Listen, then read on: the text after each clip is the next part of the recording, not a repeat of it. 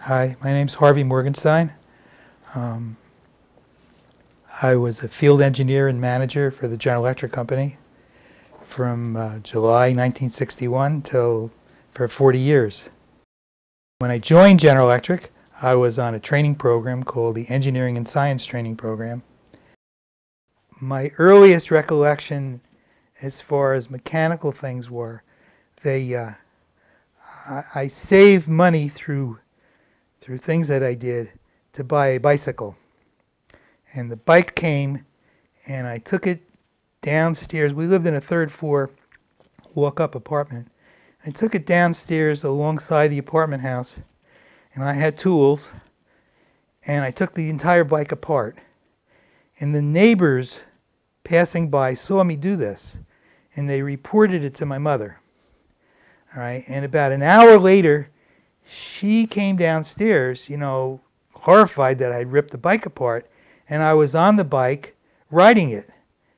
And she said, "Mrs. Plaxey said you took the bike apart." I says, "Yeah, it was apart. Now it's back together." So I was always mechanically inclined to build things.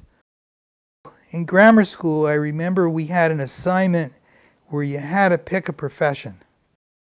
And so I went through all the different occupations, and they were very well organized. And the only one that seemed really interesting to me was engineering. And so I looked up engineering, and it said there were 4 types of engineers back then: electrical, mechanical, chemical, and civil. And then it described each of them. And it said civil engineering is very simple, straightforward. Army engineers are in West Point all take civil engineering, and that's very straightforward. It's easy to do. More complicated than civil is mechanical engineering. There's a lot of problem solving and gears and things to deal with. Chemical engineering required extreme memorization. You had to remember all the chemicals and how they combined with other things, other chemicals, and it required a lot of memorization. And I have to tell you, I dislike memorizing anything. And then it talked about electrical engineering, and it said, this is the hardest of all the engineering. It requires the most skill and imagination, and it's extremely mathematical intensive. So I decided I would be an electrical engineer because that was the hardest, and I could do that, no problem. I went through grammar school and then to Weequahic High School. And Weequahic High School at the time was the top, or one of the top high schools in the country. Notable graduate was Philip Roth, to give you an idea of the high school. It was very competitive. In Weequahic High School, I took every advanced course there was. I was a C student, just average. I just eked through to graduate with a C. All right? And I said, gee, the only school that I could afford was the school in Newark College of Engineering. I finished the electrical engineering degree, and at the same time I decided I liked mechanical engineering. So I said, look, I'll stay another couple of years and I'll get the mechanical engineering degree. And so at the end of 6 years, I had 2 degrees, a Bachelor of Science of Electrical Engineering and a Bachelor of Science in Mechanical Engineering. And then people came to interview, and General Electric was there, so I interviewed with GE, and they gave me an offer to go on a training program. And so that's what I did. One of the installations in the early 60s that I did, was kind of interesting, was at the Metropolitan Opera at Lincoln Center. They shipped motor controls for 12 chandelier controls in the main opera. And there's 12 chandeliers hanging from the ceiling, and the ceiling is curved such that it's twice the distance from the floor to the ceiling in the back of the auditorium as it is in the front. And it's 2 lineups of 6 and 6. And these chandeliers are all hanging from the second balcony level. And a single push button brings them up, and they stop at the ceiling, which is about 6 inches from the ceiling, and they all get to the ceiling at the same time. Well, when I got there and looked at the drawings, I called the factory and told the design engineer, I said, this is not going to work. What are you doing? He says, Harvey, I have no idea what they're doing there. You better fix it. So I did. I remember adding 23 relays to each of the 2 control cubicles, having the electricians rewire it. It took several weeks to do that.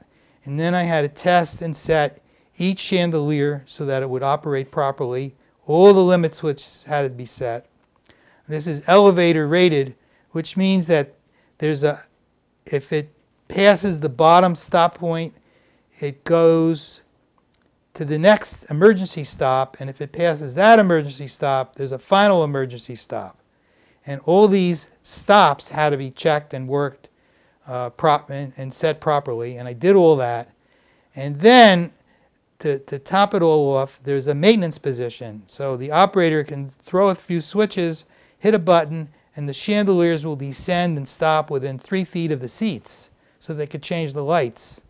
And you push a few more buttons and they go back up to the ceiling. They were installed and checked up and down many times. I was satisfied with it. And my reward was lunch. And lunch seems to be a big thing there at the opera. They said, you're going to have a private lunch with Harry Fishback. Now, Mr. Fishback was the head of Fishback and Moore, at that time was the largest electrical contractor in the city. And also Rudolph Bing, who was the chairman of the opera. And these two, at that time, to me, they were 2 old men. And I sat down for lunch and I had chicken dinner, I'll never forget that. And they were very nice to me and I got out of there as quick as I could. In the early 60s, there was a World's Fair in Flushing Meadow. General Electric had a pavilion there. In that pavilion, they had a rotating stage filled with animatronics supplied by the Disney people. Each of the animatronic figures and devices was controlled from I believe it was a 32 wide track tape, a single tape on a loop, and it was a long tape. And so on that tape was a frequency signal, and when the frequency showed up on the tape, some lady on the stage, an animatronic, would lift her arm, a head would turn depending on what the frequency was and where the device was. And this thing worked out really great. The stage itself stayed still, never moved. There was 6 sections in the stage. The audience rotated around the fixed stage. And the audience was actually on a railroad car. There were 2 tracks and railroad wheels under the entire rotating audience. When the people got out, they were in the same spot that they started. Most of them would swear that the stage was moving and they were standing still. There was a Chrysler exhibit which was similar. At the Chrysler exhibit, the audience did stand still and the stage turned. Why? And the answer was something called S-curve acceleration, which is kind of interesting.